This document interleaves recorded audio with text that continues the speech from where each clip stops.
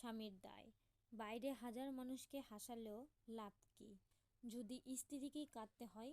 স্ত্রী যখন একা বিছানায় কান্না করে তখন পুরো সংসারটাই আলো নিভে যায়।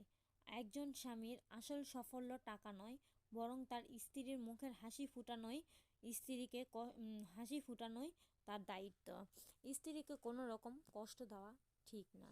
আল্লাহ তাআলা নিজেই বলেছেন স্ত্রীকে সব কাজে সাহায্য করা, স্ত্রীকে হাসি মুখে ফুটিয়ে রাখা, স্ত্রী যেন দুঃখ কষ্ট না পায় সেই দিকে খেয়াল রাখা।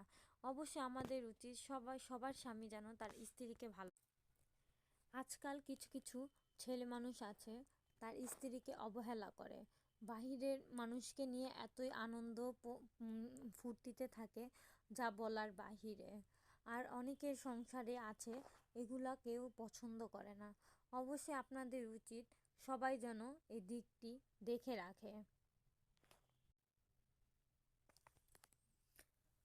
স্ত্রীকে কষ্ট দিলে সংসারে অন্ধকার হয়ে যায় আর তার হাসি মুখে ঘরটাকে ভরিয়ে তোলে। অবশ্যই আমরা সেদিকটি খেয়াল রাখব। আমরা যেন স্বামীরা স্ত্রীকে চোখের জলে আসতে না দেই। স্বামীরা স্ত্রীকে অবশ্যই ভালোবাসবো। আল্লাহ হাফেজ।